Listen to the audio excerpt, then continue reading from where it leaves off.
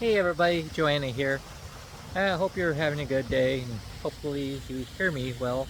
I decided to take a walk outside since it's such a nice day today. So, uh, I have something that happened today I just wanted to share. I went to an open house today.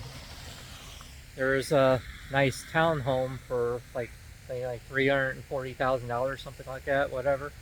Though I didn't go there for the townhome. I went there to meet up with the agents who were there because that's one of the things that's been recommended to me when you're getting into real estate.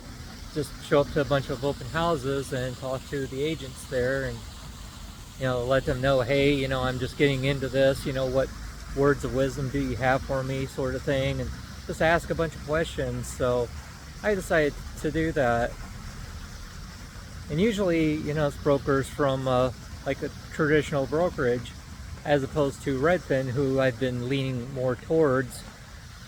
And it's funny, it's like every time I ask these traditional brokers, how does their business model compare to Redfin, they can never really give me a good answer. They always tell me, well, they don't really know much about Redfin. Uh, Today, in particular, there were two brokers there. As soon as I mentioned that I was there to ask questions or whatever, one of them just kind of turned around, walked away, started screwing around on his phone, and the other one has actually talked to me. Seemed to be nice at first. As soon as I said Redfin, her whole demeanor changed, and she says, "Well, I don't really know much about Redfin," so I kind of pressed her a little bit, and eventually she tells me, well, yeah, Redfin is more of a discount broker. I was, well, what do you mean by that? Or discount brokerage, rather. And she says, well, basically, Redfin is the Walmart of real estate, and that she, on the other hand, is Nordstrom, because she's in this traditional brokerage and making tons of money, and told me that if I want to succeed at this, that I need to just quit my current job and just start doing real estate full time, because if you do it only part time, you're not going to be committed enough, because basically you got one foot in the door, one foot out, and you're going to fail. You fail at it, and you're just going to give up. So yeah, I found that to be interesting. I was kind of amused by it. It's like, why all these traditional brokerages hate Redfin so much, right? So I got contacted the senior agent at Redfin in my area. So I talked to him from time to time and kind of built up a bit of a relationship with him. And he just told me, so yeah, it's like that because the traditional brokerages actually hate Redfin because they undercut them.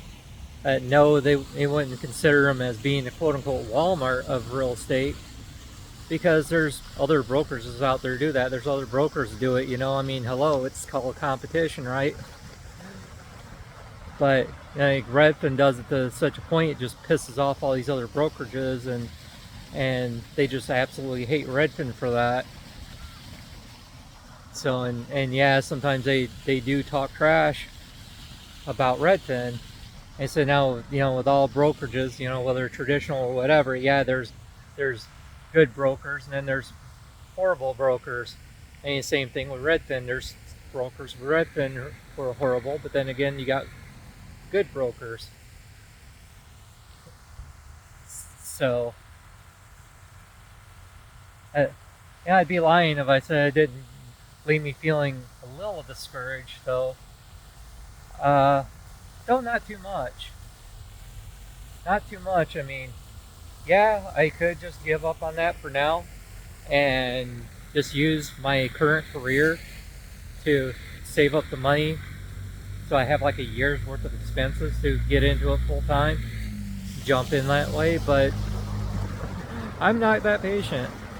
At the end of the day, I think I'm just gonna stick with my original plan, honestly. I'm just going to get into that part-time and get paid for doing the grunt work, and learn as I go with that.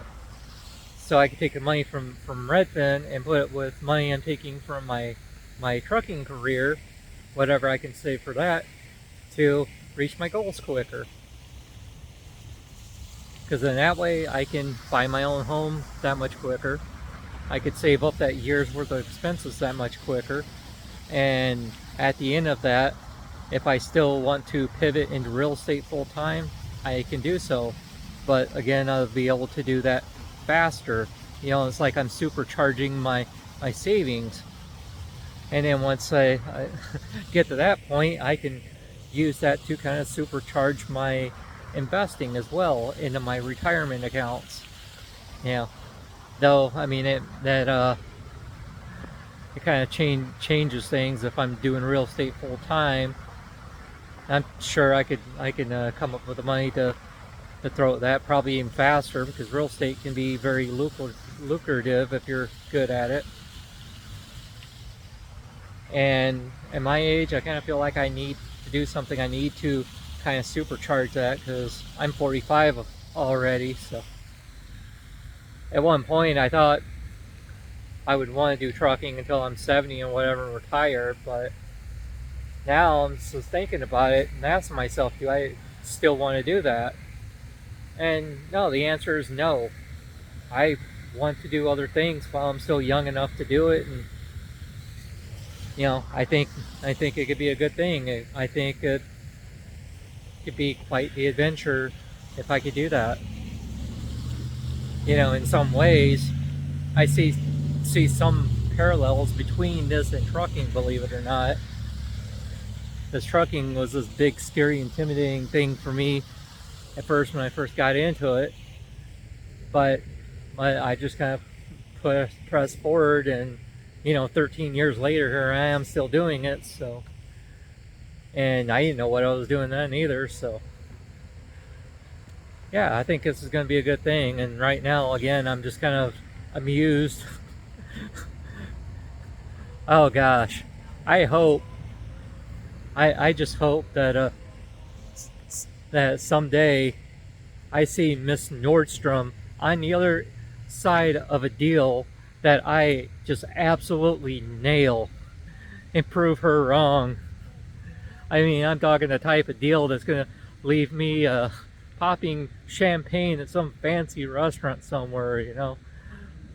Now, of course, I'm not gonna gloat about it or anything, but it would feel pretty good to, you know, to do that, to prove them wrong. And but anyway, yeah, I hope you enjoy this video. Have a good day.